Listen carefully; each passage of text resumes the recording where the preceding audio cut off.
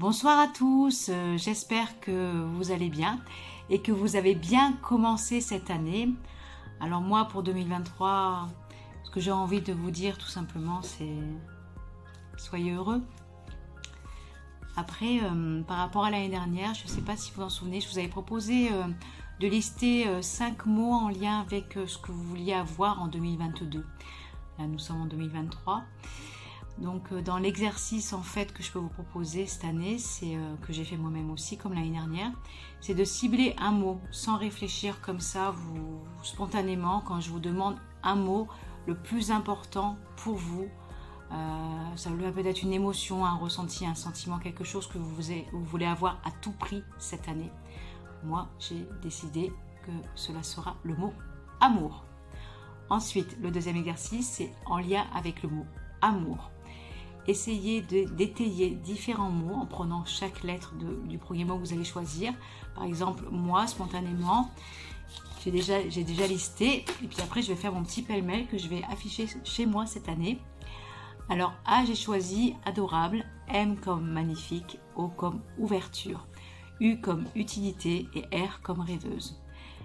Et j'ai choisi ces différents mots. Déjà, le premier, amour, parce que la vie, elle est belle et quand on aime et qu'on est aimé, voilà, plus de soleil, plus d'intensité, plus de pétillant, plus de peps. Après, en étayage, j'ai ciblé sur ma personne. J'ai marqué que j'étais adorable parce que c'est le cas, je suis une femme qui est adorable.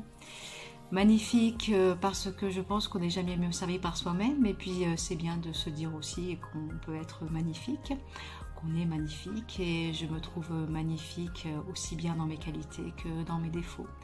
C'est ce qui fait mon identité en cela, je me trouve magnifique et vous aussi, vous êtes magnifique.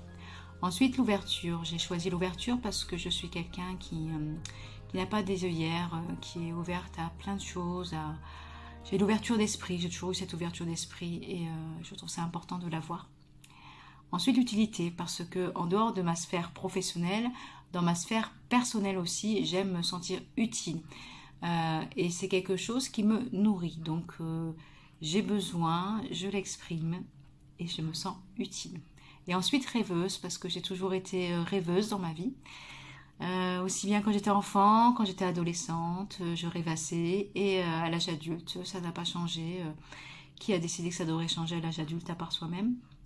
Donc je continue à être rêveuse et puis il y a des rêves qui se sont réalisés dans ma vie et d'autres qui se réalisent, d'autres qui n'étaient pas prévus, que j'avais imaginé un jour et qui arrivent pas à pas et j'en suis très heureuse et je ressens beaucoup de gratitude.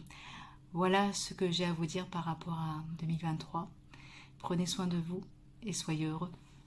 À bientôt.